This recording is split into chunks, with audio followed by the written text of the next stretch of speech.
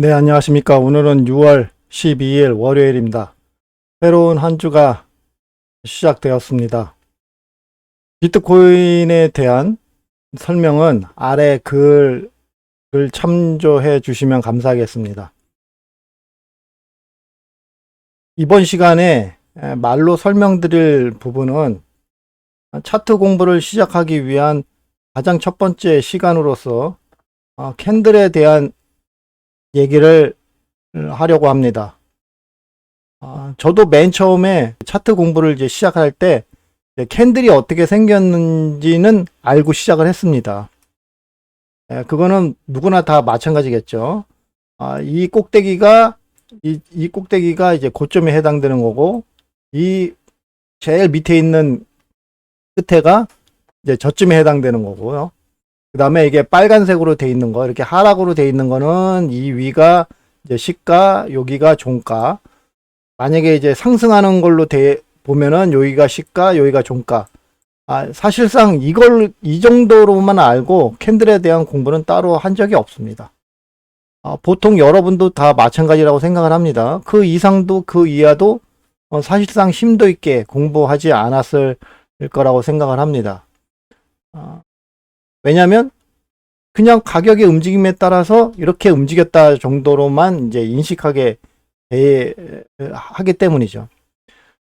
하지만 실제 차트 공부를 이제 본격적으로 공부하기 시작하기 전에 제가 처음으로 다시 공부하기 시작한 게 캔들에 대해서 공부한 게 가장 이제 심도 있게 공부를 했었죠. 그래서 심도 있게 공부를 한다고 해서 뭐 그 캔들의 변화, 뭐 움직임, 뭐 여러 가지 뭐 있죠. 이제 그 트레이딩 뷰의 그 교육 부분에서도 캔들의 그런 움직임에 대한 이제 설명들이 이제 그러한 이제 아이디어나 이제 그런 것들이 분석이나 뭐 이제 그런 것들이 많이 올라와 있죠.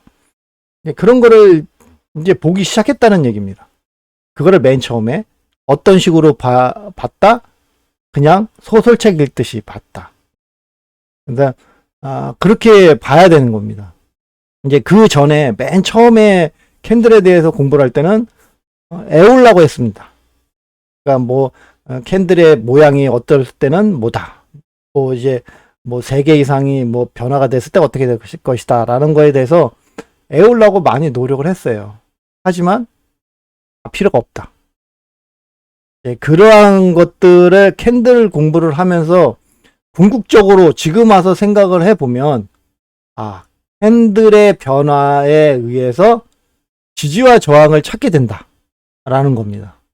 그래서 모든 것을 차트에 구성하고 있는 모든 과거 데이터, 그러니까 뭐 현재 비트코인의 차트가 띄어져 있죠. 그러니까 BTC USDT에 대한 그 가격 변화에 따른 이전 데이터죠. 그렇죠? 이러한 이전 데이터에 대한 지지와 저항을 알기 위해서는 캔들의 변화가 필요하다. 그리고 그래서 캔들이 움직였을 때에 발생되는 매도세와 매수세의 그런 관계, 거기에 따른 이제 거래량의 움직임, 이제 이러한 것을 보기 위해서 캔들의 모양이 필요하다는 겁니다. 그거를 이해하고 있는지 아니면 이해를 하지 못하고 보이는지에 따라서 차트를 보는 눈이 달라진다는 얘기입니다. 그래서 저 같은 경우는 이제 인터넷에서 이제 무료로 올려주시는 이제 그 캔들 그 강의 그거를 주로 봤습니다.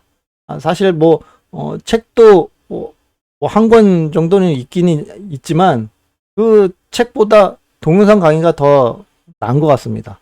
그래서 인터넷에서 찾아보시면 캔들에 대해서 이제 설명하시는 분의 그런 영상이 있습니다.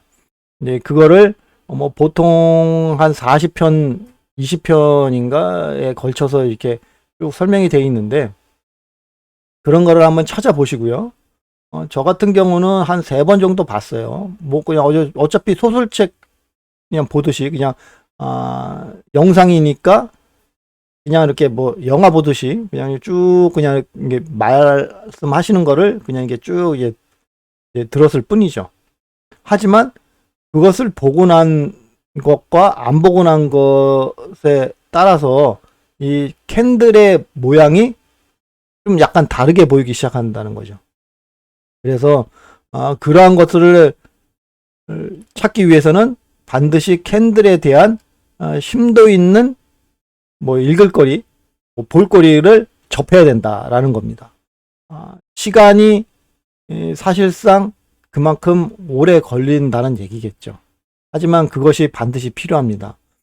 우리는 이렇게 아랫꼬리가 생겼을 때 얘가 내려왔다 이게 끌어올렸으니까 매수세가 높다라고 생각을 하고 그 다음에 이제 움직임에 대한 것을 해석하겠지만 왜 요게 캔들이 그러면 이 중간에서 어떻게 움직였는지 그 다음에 이 모양의 의미하는 것들을 애울 필요는 없지만 한 번은 봐야 된다는 겁니다. 한 번은 골똘히 생각할 수 있는 그런 시간이 반드시 필요하다. 그래서 그러한 것에 의한 것을 보시고요. 결국 캔들의 움직임을 가지고 할 수 있는 거는 아무것도 없구나 라는 거를 깨달으시게 되면 그 다음에 보이게 되는 것이 이러한 캔들의 모임을 가지고 나는 지지와 저항에 대한 것을 잡을 수 있는 그러한 능력이 생기실 겁니다. 이제 그 전에도 이제 뭐 지지와 저항이 보이신 분들이 있을 겁니다. 캔들에 대한 공부를 안 해도 차트를 여러 번 계속 보다 보면 은연중에 그게 이제 눈에 익는 거거든요. 그래서 눈에 익어서 알 수는 있겠지만 그것이 캔들 공부를 하고 나서의 그런 움직임과 차트를 보는 거하고는 느낌이 틀리고요. 그 다음에 그 지지와 저항에 대한 나의 신뢰, 그러니까 심리적인 그 신뢰가 달라진다는 얘기입니다. 그래서 반드시 첫 번째 공부로서 캔들에 대한 움직임을 반드시 공부를 먼저 시작을 하셔야 된다라는 것을 이번 시간에는 말씀드리겠습니다.